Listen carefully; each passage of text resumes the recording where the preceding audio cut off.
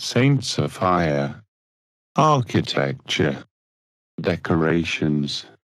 Originally, under Justinian's reign, the interior decorations consisted of abstract designs of the marble slabs on the walls, and mosaics on the curving vaults.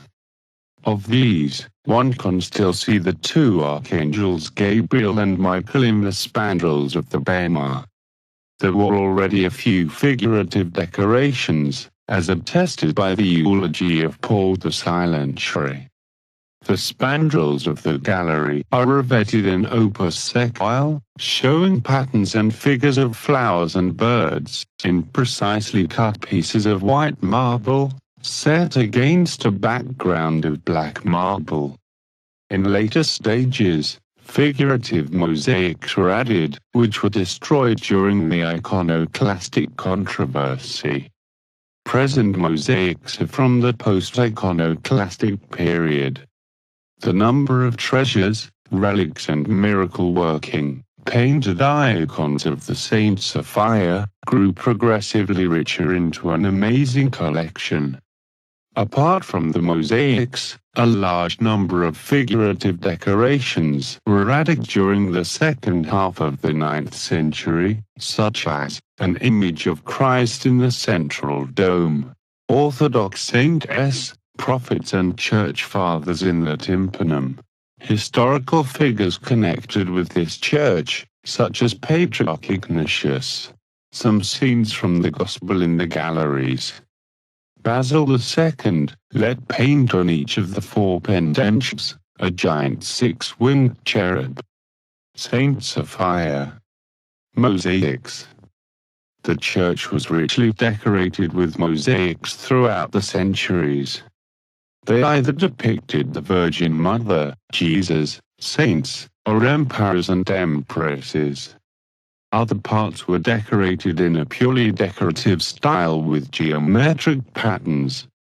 During the sack of Constantinople, the Latin Crusaders vandalized valuable items in every important Byzantine structure of the city, including the golden mosaics of the Saint Sophia.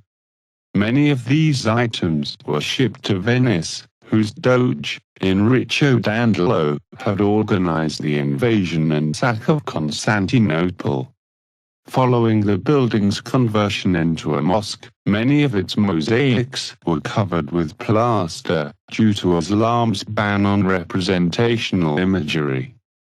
This process was not completed at once, and reports exist from the 17th century, in which travelers note that they could still see Christian images in the former church.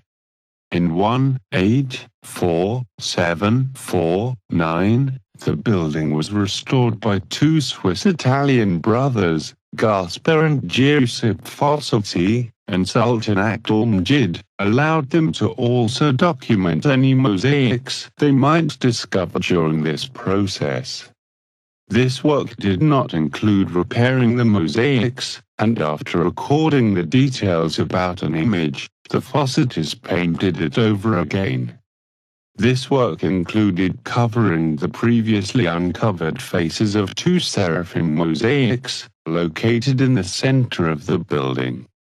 The building currently features a total of 4 of these images, and 2 of them are restorations in paint, created by the Fossettis in order to replace 2 images, of which they could find no surviving remains.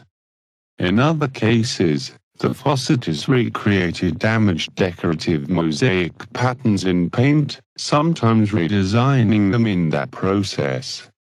The Fossetti records are the primary sources about a number of mosaic images, now believed to have been completely or partially destroyed in an earthquake.